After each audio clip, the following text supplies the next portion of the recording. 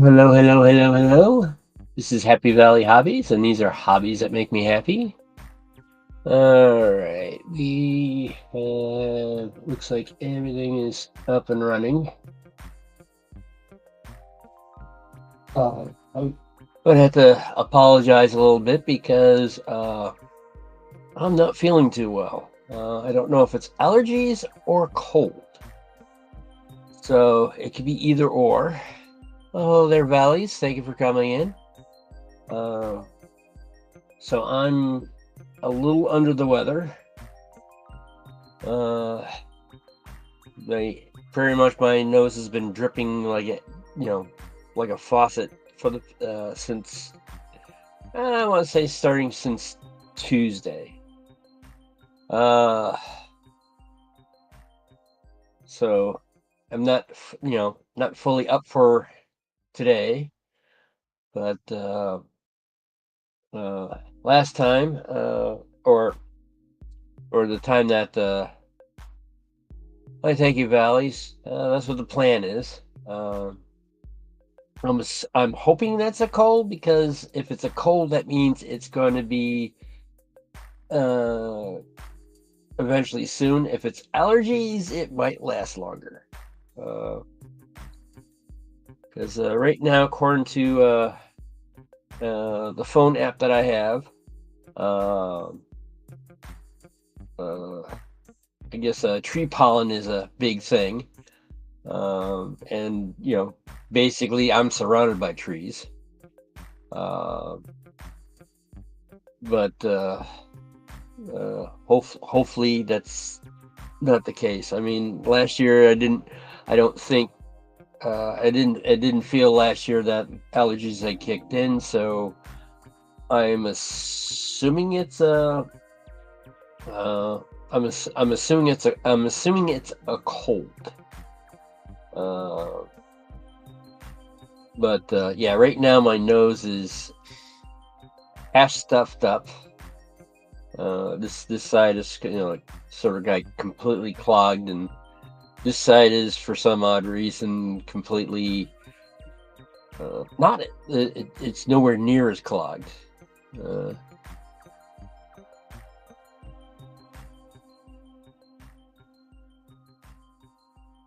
oh, gotcha. Yeah, yeah. That's a possibility that the crops have changed.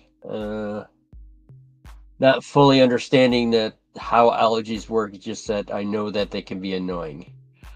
Um, so I'm not sure how well, uh, you know, how much it's going to affect tonight, but just basically just swing for the fences and hopefully things go well.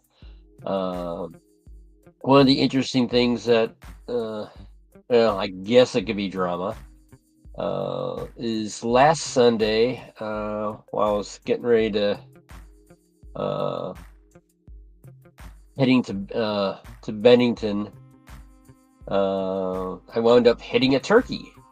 Uh, Basically, coming down the hill, there's a turkey on the side of on the opposite side of the road, and then as I'm like, oh, there's a turkey.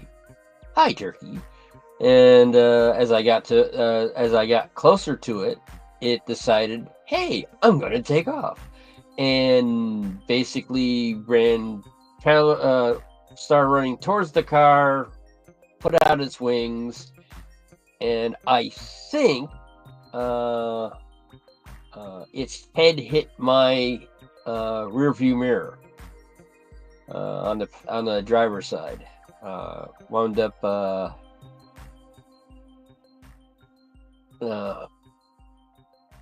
wound up popping it out of its housing. Left a large gouge uh, in the plastic, which at first I thought it might have been, was it the beak? Was it a claw? I don't know, but I'm starting to think that for some reason I didn't slow down, and happen to realize that if I had slowed down, instead of hitting my mirror, it would have hit right smack in the middle of the windshield, and that would have been a lot more expensive. Requiring the replacement of the windshield and possibly body work and all that fun stuff. But basically, had to go back to the dealership, order a new rear view mirror, which I found out that apparently Chevy does not make glass, so they had to order it from where they would get their mirrors from.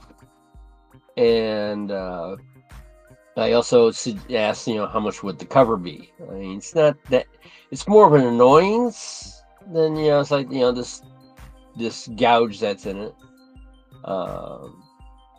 And they said, it's like, it's an unpainted piece, which costs, if I remember correctly, I want to say $62, 61, 62, it's like low 60s. And then they have to paint it and color match the rest of the vehicle, which apparently is going to would cost $125. I'm like, okay then. I'm sort of like humming and hawing this. Like, do I really want to go that much? Then one of the people at the counter that was overhearing all this. Apparently, I was the third person in 3 weeks that got hit by a turkey. One apparently took out the front grill of a car. Another one. Let me finish the other one. Apparently, the turkey hit the windshield, and they had to have the vehicle towed to the dealership and do all sorts of things to, fix the windshield. But that's what my coworker says. It's like, hey, you should have had a free turkey. Well, one, I was more worried about the car, and two, this is the first time hitting an animal that was large enough, I guess, to take home. And so I never thought that, if I can grab the bird and have turkey. Usually it's I'm hitting birds or animals, this size, which is, not really that much. Technically, I did hit something larger than that. However, it's and it wound up I swerved to miss, and they wound up hitting the side the side of my last car. The thing is that this animal wasn't paying attention when it was riding its bicycle across the road, and the young gentleman did say that he was okay and all that, etc. So he never got my information. So that's the only animal that's actually large enough to. Yeah, if he deer or another animal in this area is our moose. I haven't seen a moose yet, but hello there, Andy. Thank you for coming in. But yeah, it's like, it's not. Years ago I almost hit a deer. Basically, what had happened, and I'm driving down a back road, and I get over here. I go up over a hill, and then there's a herd of deer. I mean, there's deer everywhere. And thankfully, the road sort of did an immediate right. So when they decided to bolt and all that, they're at where I was actually riding side by side on them. So it's one of those things of going like, if the road had gone straight, things could have been different. But since the road turned also, I was I was driving by the side of him, but yeah, now looking back at it, I'm thinking that gouge was from its beak, uh, and because I have a feeling if it was the claws, the body would have been closer to the windshield and would have hit the windshield. But it wound up popping the rear view mirror out. And the thing is that there's an indicator that's on the side there that turns around and ooh, that had to hurt. Because usually cycling races they're not they're not going slow. But when it was enough to pop the mirror out and actually pop out two of the wires for the heated mirror part. But the other one for the indicator for saying that there's a vehicle next to you, in your blind spot, that did not let go. And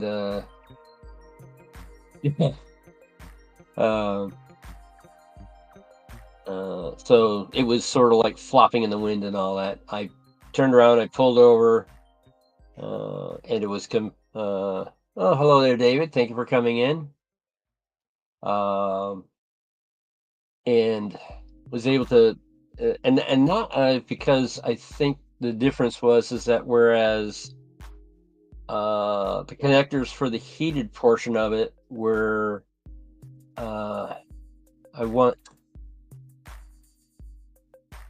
excuse me. It was regular spade connectors, whereas the plug for the indicator light was a locking plug, and so so that's kept the mirror just flopping in the wind.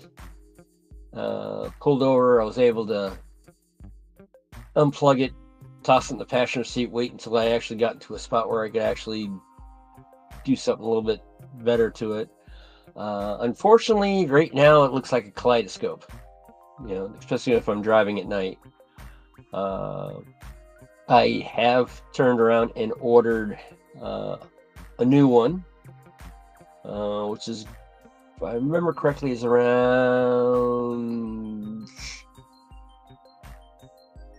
I want to say the upper 60s, 67, 68, something along those lines. But then when I went to order the cover that now has a large gouge in it, which I'm assuming came from the beak of the turkey, I was went and wanted to replace it, and basically in order to replace it,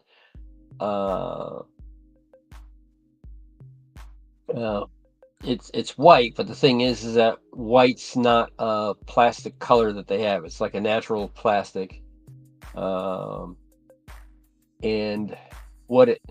then they would have to paint match it to the rest of the car.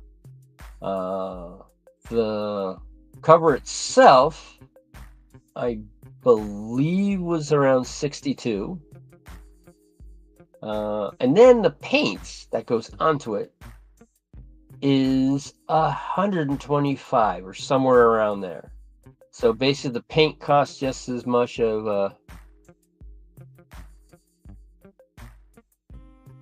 all right, I'll try to remember to do that later on. Let's see.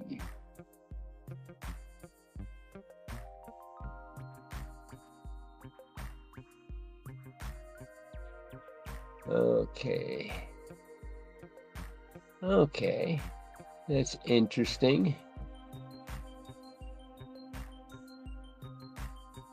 And apparently they only have, if I'm looking at this right, Okay, so they got a lot of shorts, but not many. They only have 2 videos, so that's something to look up afterwards. Thank you, Andy. But so one of the guys at the counter that was overhearing this suggested that I buy a pair of matte black ones. So I'm thinking it's like, uh,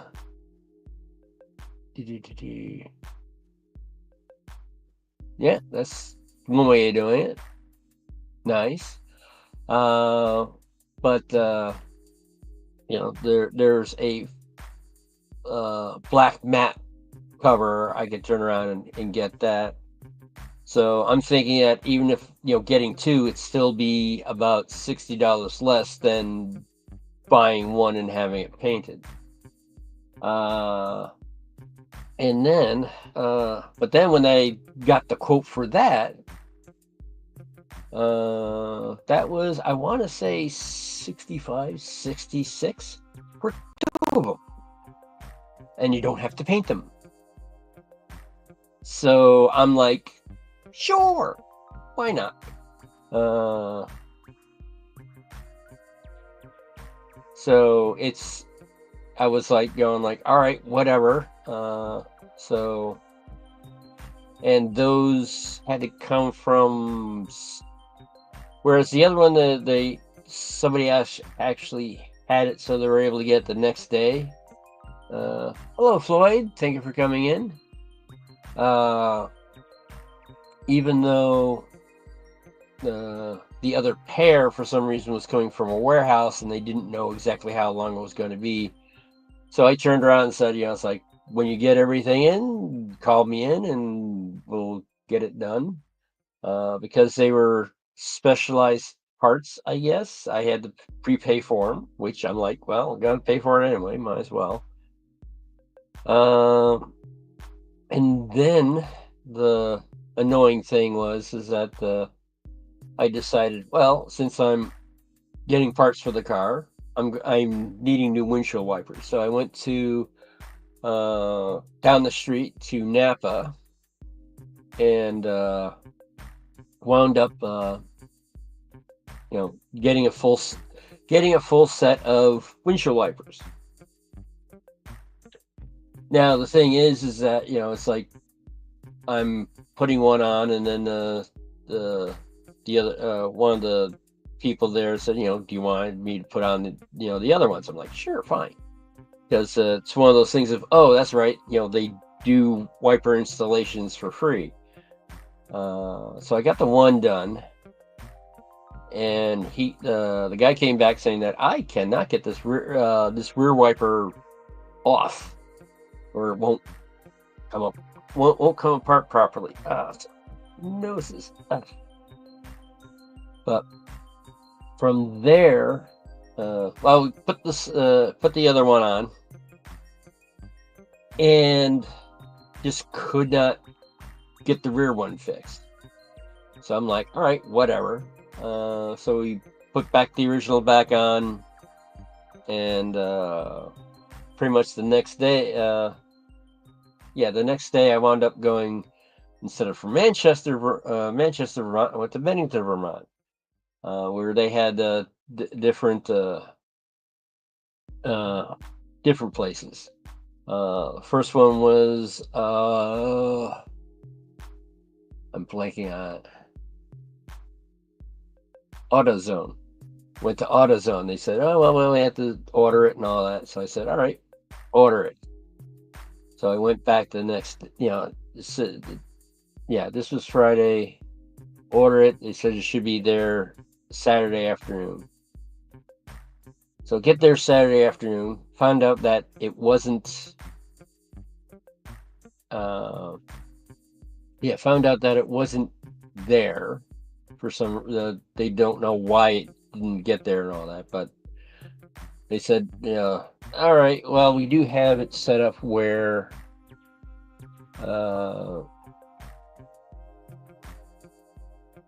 we do have this other one that's slightly longer. So again, they turned around, tried to uh, did their best to try to fix it, and they said this is not fit. This is not fitting a the proper setup is not fitting. So I said, all right, I'll think of something. Think of something else. So then I went down the street, went to O'Reilly's. And they're like, oh yeah, we got this, that, and this, and they turned around and tried to take the wiper off, and they're like, and the woman there's like, I'm like, I don't know how to take this off, and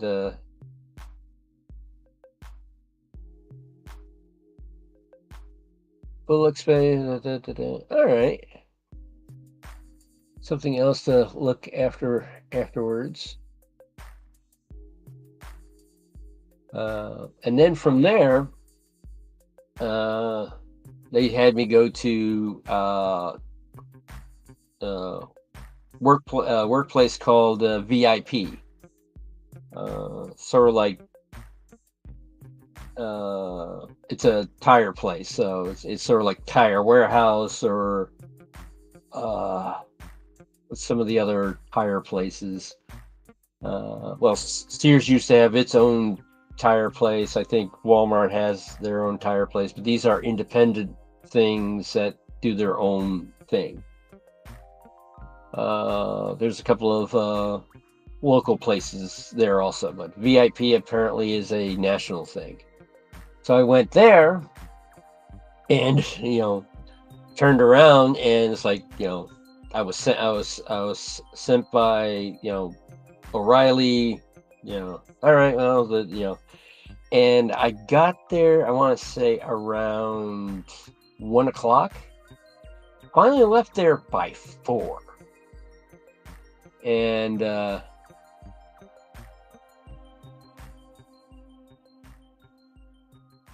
nice valleys. Yeah, sometimes soldering very tiny wires can be annoying. But the thing is that with all waiting for so long, the manager of the store basically said it's on us, because what they wound up doing is that they had the same problem, is that they could not get the wiper proper off the arm. They had a way to get the well, it was a simple 14 millimeter socket to pull it off, so they can actually get the arm off, but they couldn't get a lot of things saying that it was a J-hook adapter, which they're like, no, this is not a J-hook adapter. They don't know what it is. So I was this much since I got to go back to the dealership anyway, have them replace it, which is to me annoying, because I just to buy the rear wiper, I have to go back to the dealership, and of course the dealership is going to charge more than your normal auto place or auto parts place. But what they wound up doing is that they took out the original rubber part, the actual wiper, the rubber wiper itself, pulled it out of the original, and then put a new one in. They said basically we're doing surgery here, and they're like, this is taking way too long and taking too much time to do for it. Yes, the blade, but they got it. They finally got it back together. And the thing is that the gentleman that put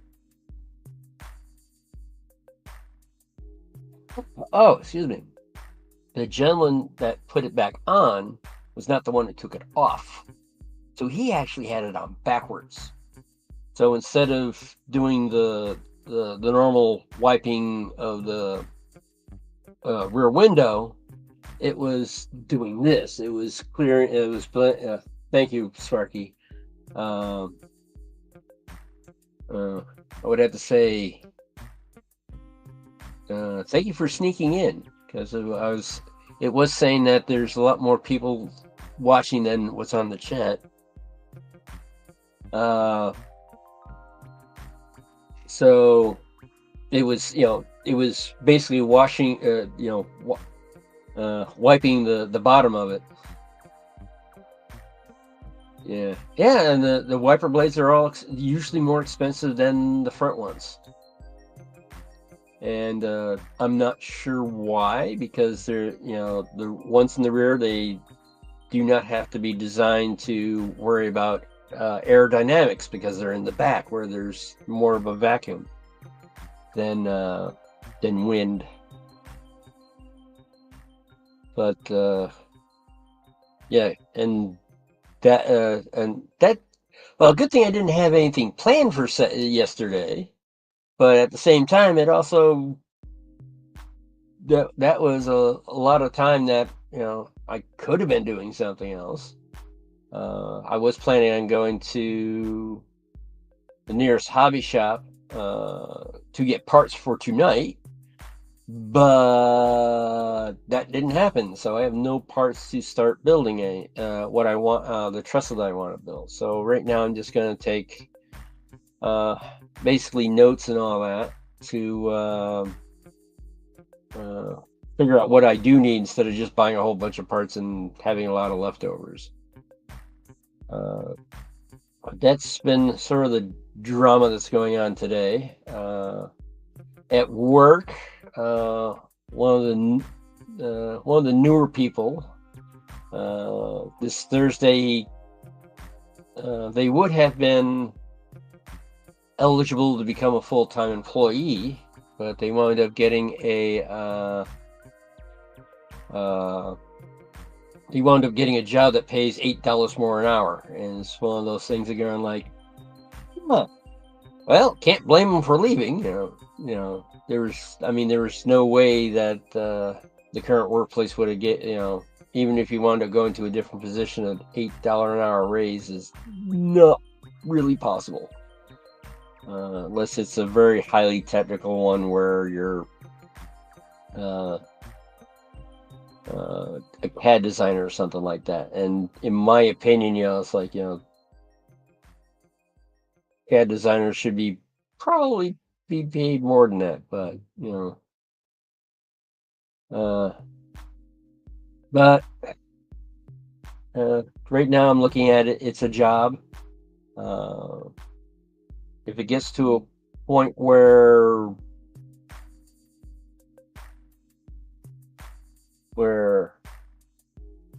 if I find another job that pays a lot, at least hello there, Rigwag.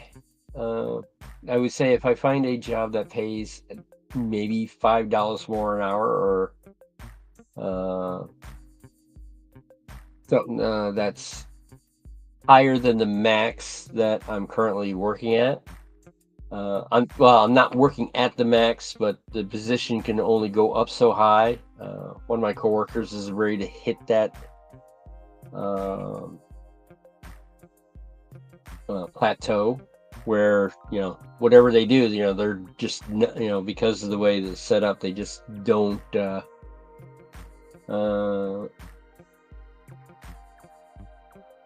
there's just no way for them to turn around and get more money per hour for that position, because they think that, hey, this is the top of what the position can get.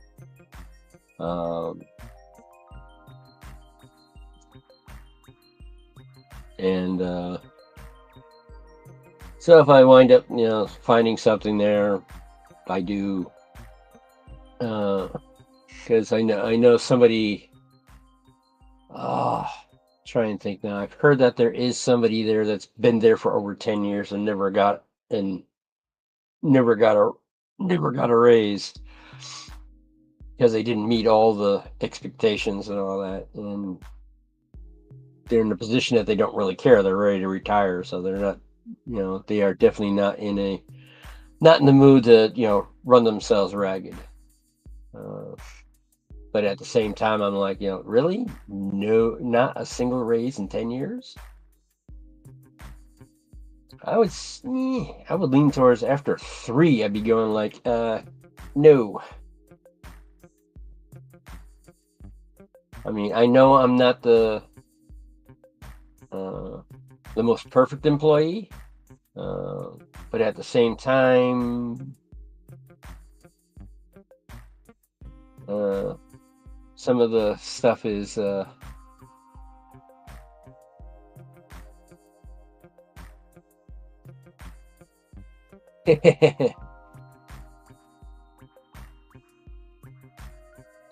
yeah, sometimes it's good to be just a worker,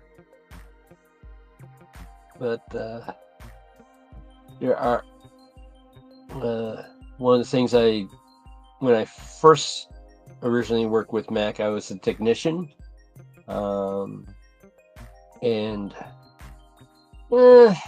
I wasn't in charge of anybody, but being a technician, it was higher than a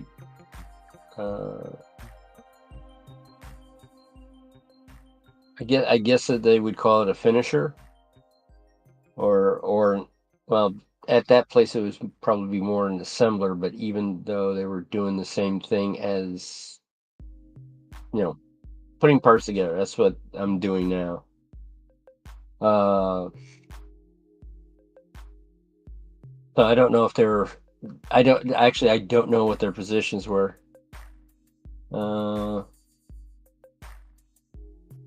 But there are when I was a technician, I was responsible for the equipment, setting it up and then running the parts. QC person would double check it to making sure everything was proper and all that, and then move on to the next setup machine.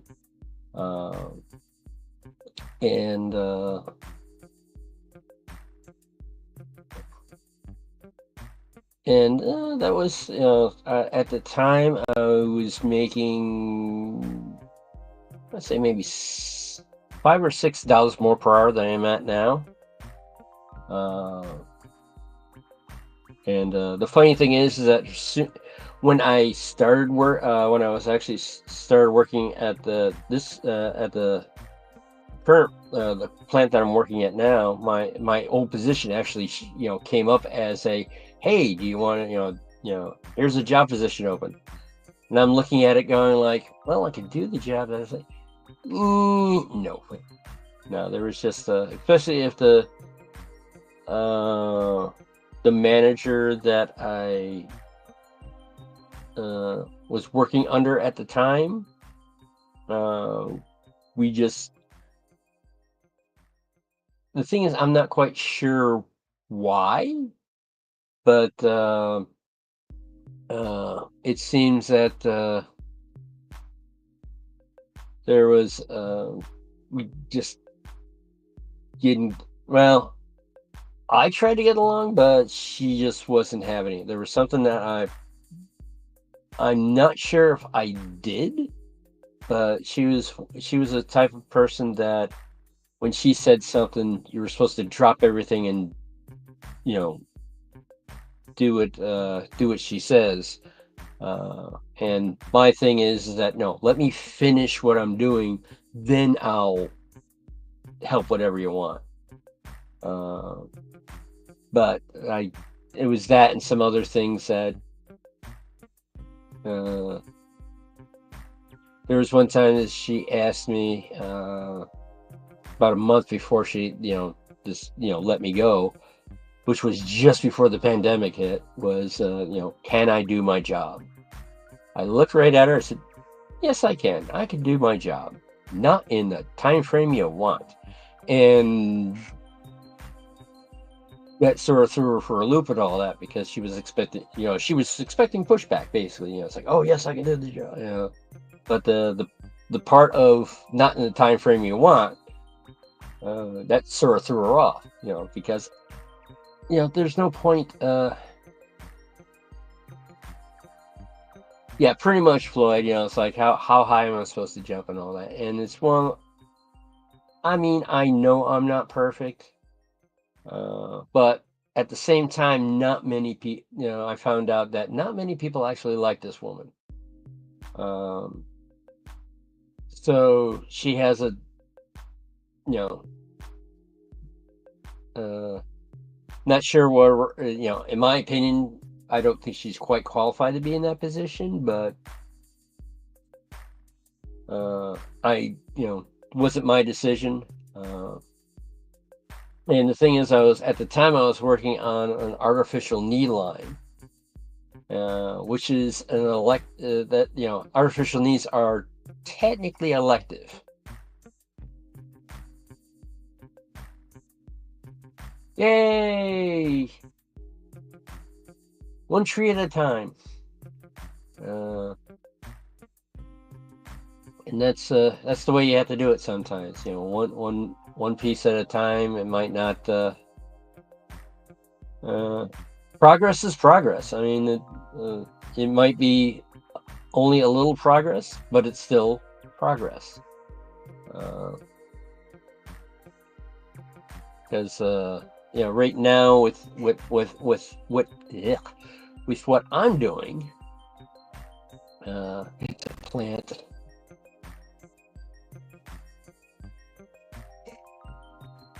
You did it to win a bet on a guy in a model shop. It's like, yes, I started scenery.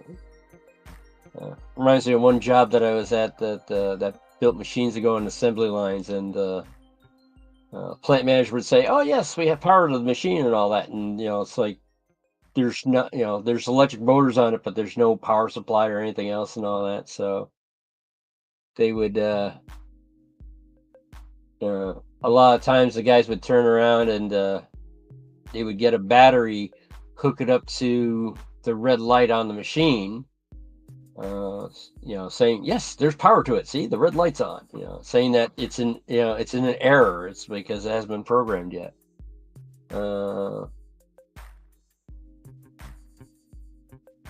Ooh.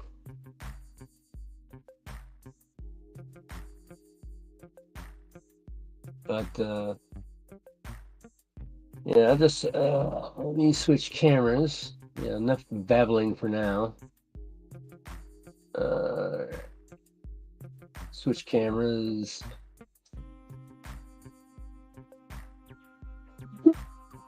Ah.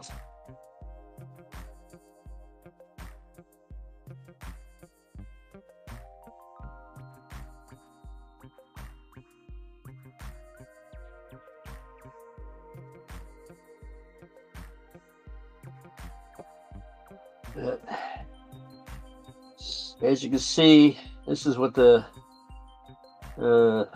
diorama is at this point.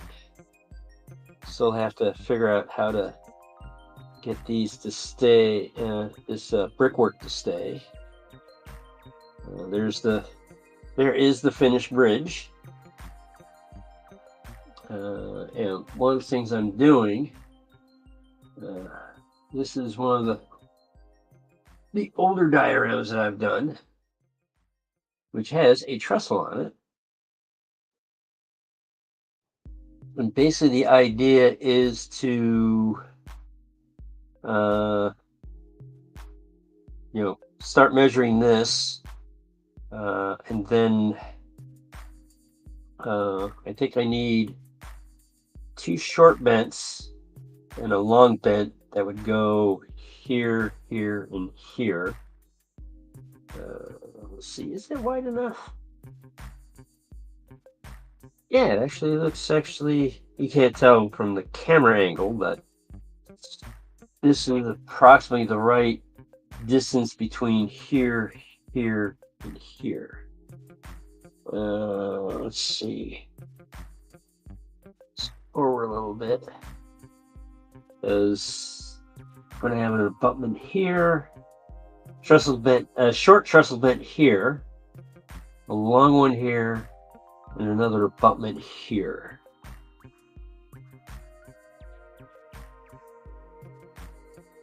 And from the looks of it, that'll look pretty good. So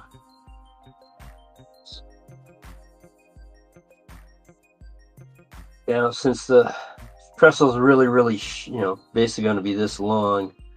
From what I understand,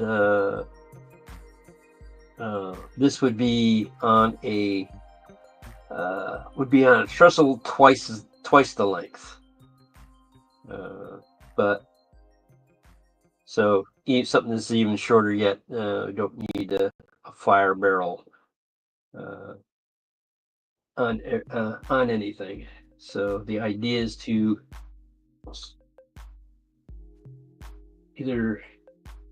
probably should turn around and see if I can actually find the instructions for this, because this would have the appropriate sizes for everything.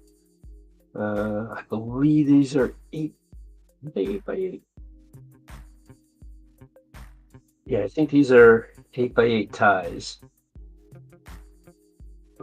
So just something that would be close to that. Obviously much wider. Would have to modify the trestle to if you see here, it's basically trying to get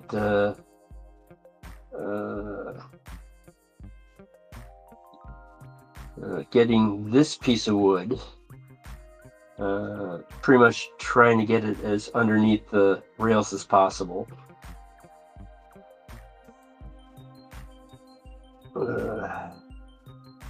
Which, I guess technically I could turn around and do it, do it 6 foot wide on this.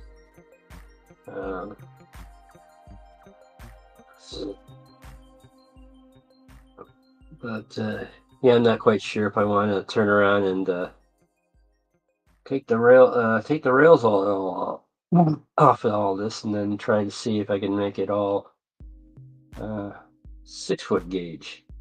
Not quite sure if that would work properly. And looks like I did not notice that. This trestle bent looks a little bent that way. But yeah, this is, I think, one of the earlier ones that I've done. I think this might have been the second one I've done.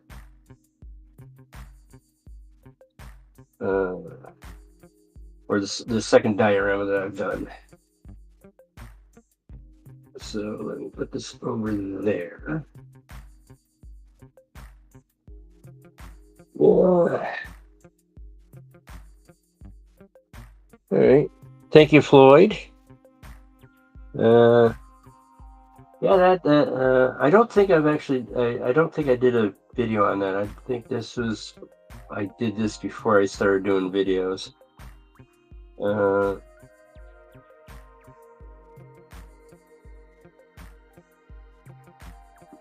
Yeah, I think I like the hunter line stuff. I mean, it's definitely takes a lot of patience and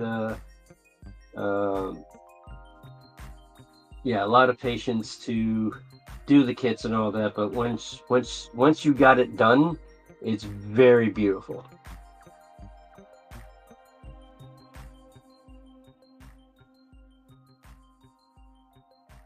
Yeah, that's what I'm thinking. Is like some pins or something to hold that. But one of the annoying things is that this stuff curls. I mean, if it stayed flat, then there wouldn't be I don't think there would be an issue. But this stuff wants to curl for some reason. Don't know why. That's the only disadvantage I see with this. Might have to double check with something else. It's like I mean, the texture and everything looks beautiful and all that, but this constant curling is not good.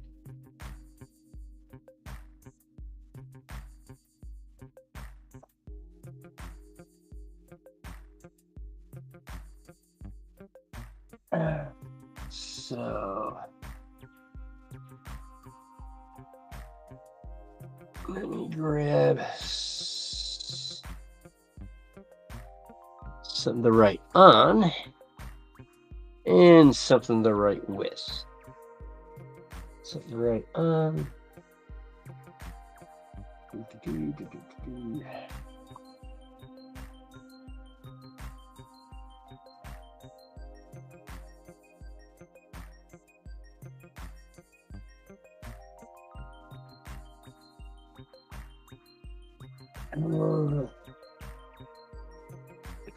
Something to write with. I have a pen around here somewhere. There we go.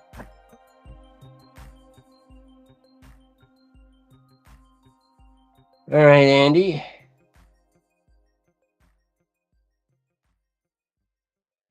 All right, so the ties are close to 8 by 8.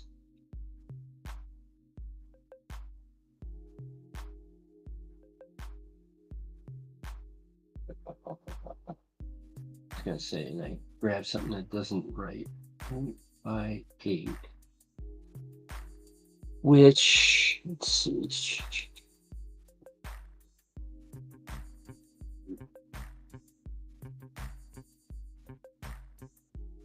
All right, looks like we gotta go this direction. So,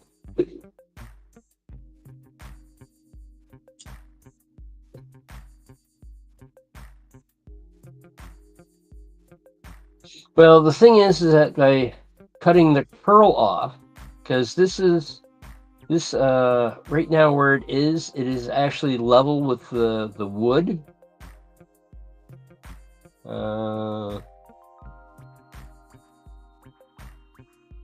I'm not sure, and it's also a random stone. So I don't know. I guess I could.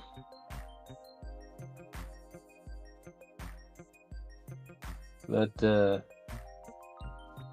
I'm also thinking maybe using a different style of glue on there, because these are self-adhesive, and the self-adhesiveness is not the greatest. All right. Back as I grab a tissue to blow my nose.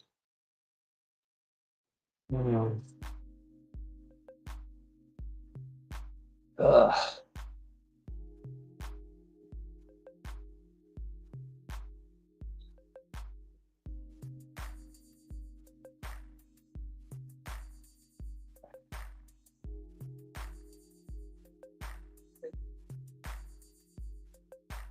All right.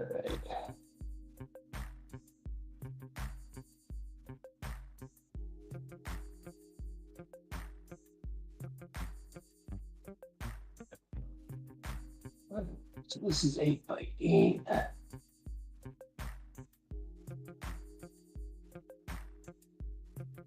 So this is not quite.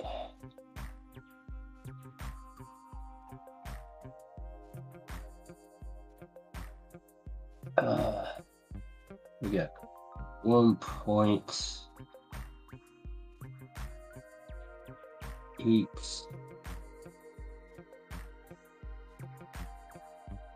1.88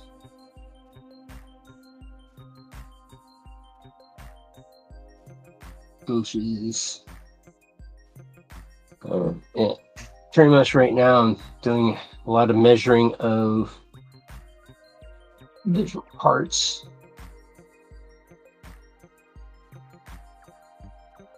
Of course, in doing so, I'm taking away my writing surface.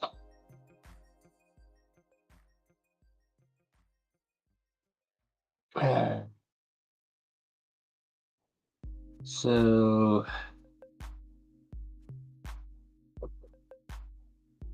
main trestle bents themselves are, let's see, 1, 2. This would be the ties.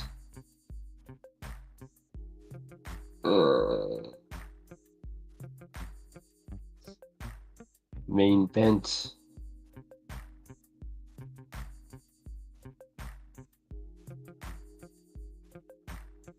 Alright, which is also square at, wait a second, it's 0.88.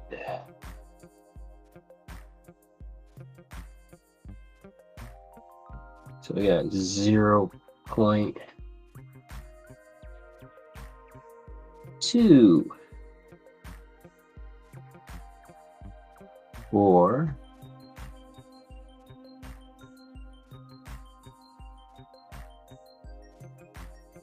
6, 8. So the main bents are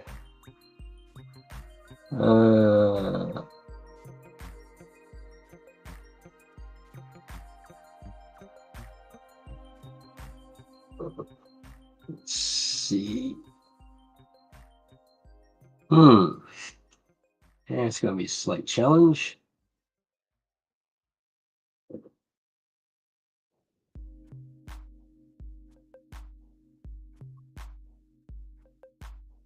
And the thing is that all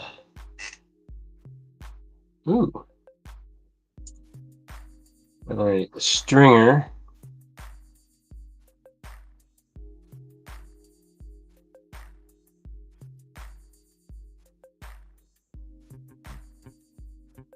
equals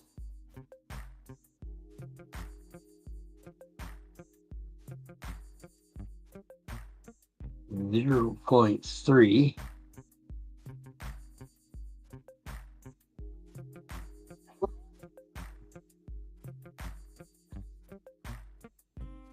And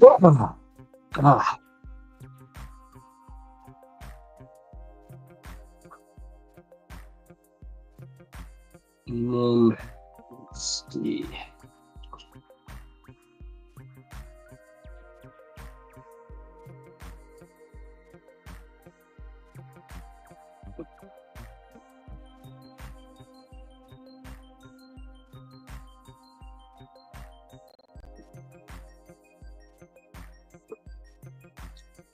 Oh,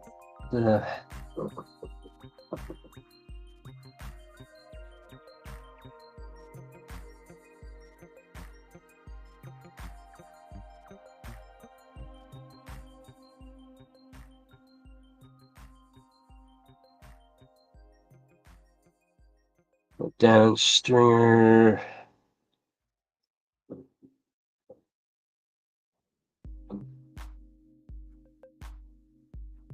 You got 0.17, and I'll go 9.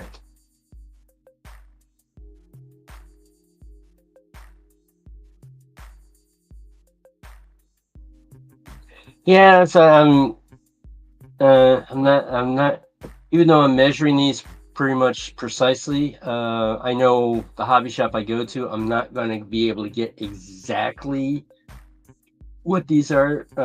These came from Hunterline, which they are scale inches, but the regular normal stuff that you get,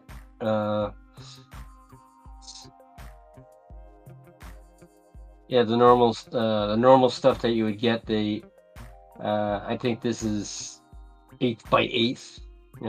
So I'm not going to be able to get exactly what exactly what's in the kit. So it's basically find out what it is and then sort of guesstimate from there.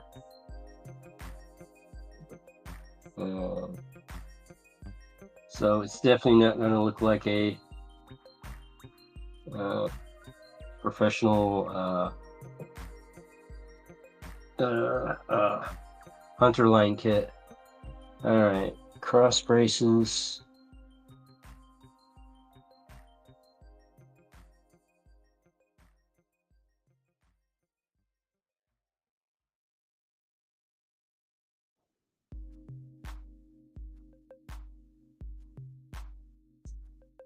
All right. So this is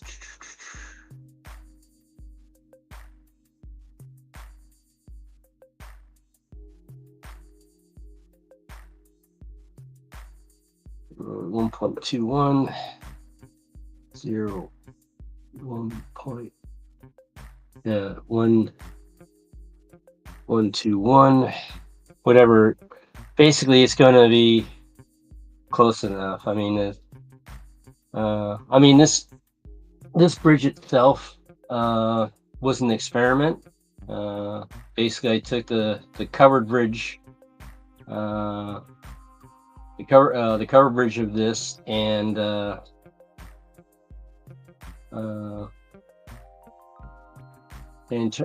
turned around and made it into a covered truss bridge.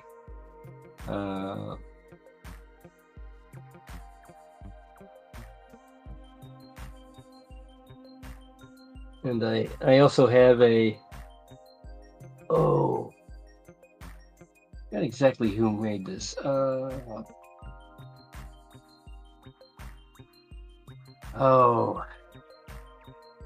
This is seems to be a laser cut kit from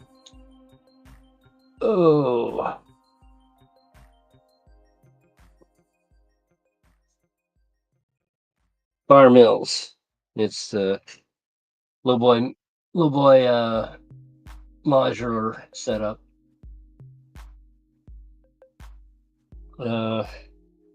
Again, it's one of those things of when I first saw this, I'm like, oh, cool. And unfortunately, they don't make they make this in HO, and they also make it in O scale, but they don't make it in S scale. I would need this to be an S scale in order to do what I want to do.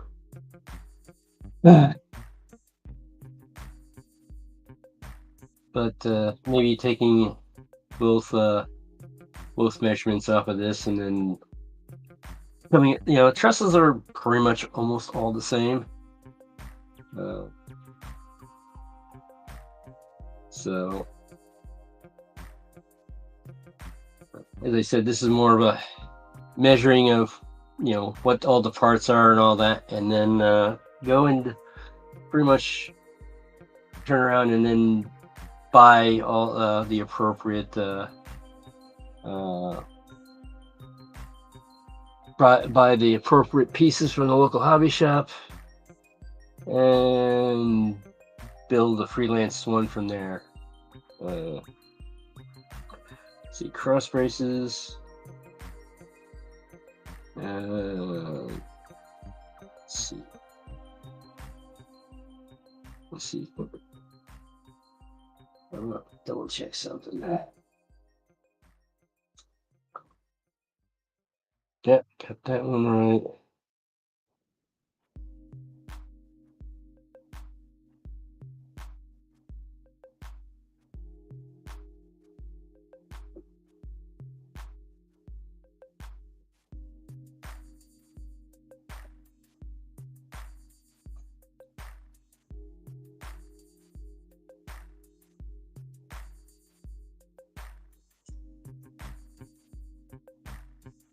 All right.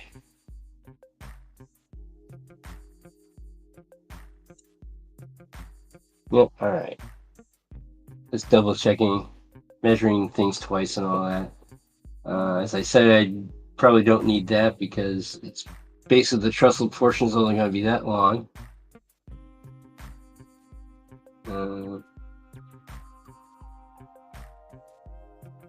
So basically making trestle vent here, a long one from here, but we also got to figure out the different lengths and all that. I do have a automation sander, which made things a lot easier because turning around and sanding all the different angles on this.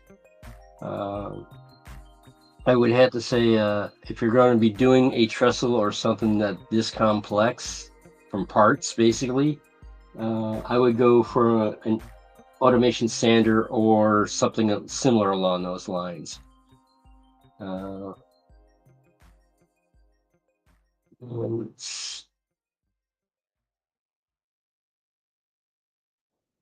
Am I going to be able to?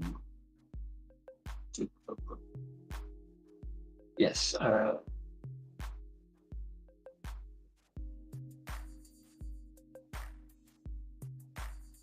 It's 0 times 0.039.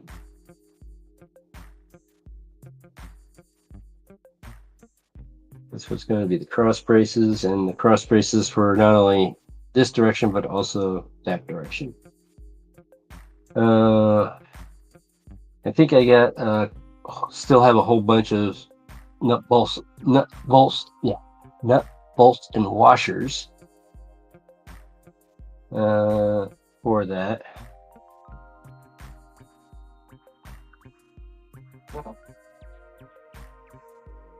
And I think this one I'm going to need for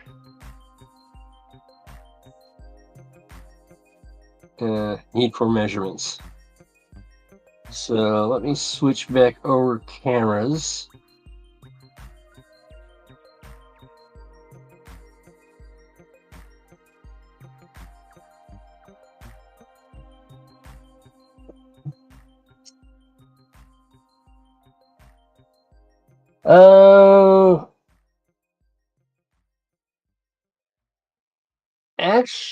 Guide rails. I think the time that, well, this is a diorama, so I'm not really worried about trains derailing.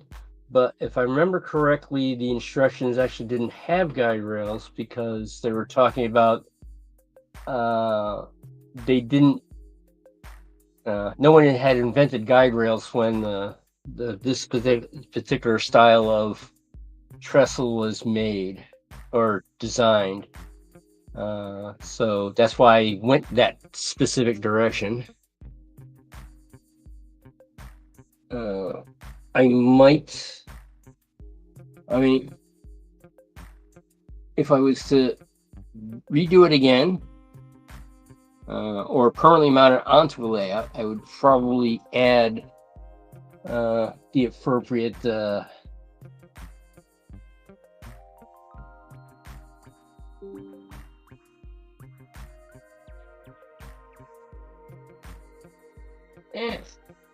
happens to not go correctly. I did not fall. There we go. Yeah, sneak peek on how everything is working. Oh, that's why it, I was just looking.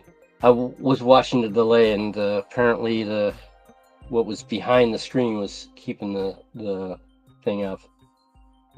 That's why it'd be nice to have a preview between cameras, so you can actually turn around and go, "Oh, wait a minute, something wasn't done that way." But yeah, if I do add guide rails, they're going to be when I put that trestle on a permanent layout. Right now, just gonna leave it as that. All right.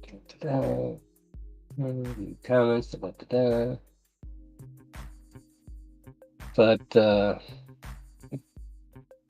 well, I'm hoping that this is a cold and it'll be over soon.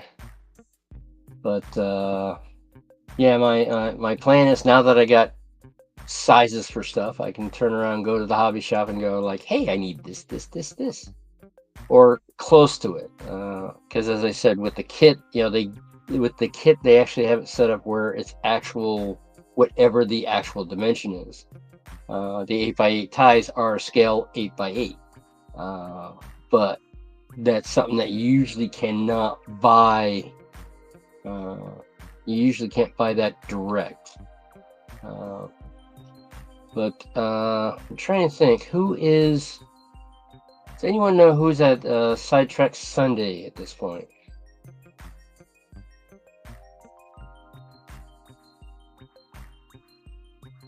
speaking of Sidetrack Sunday, I am possibly thinking of Ray. Gotcha. Thank you, Sparky.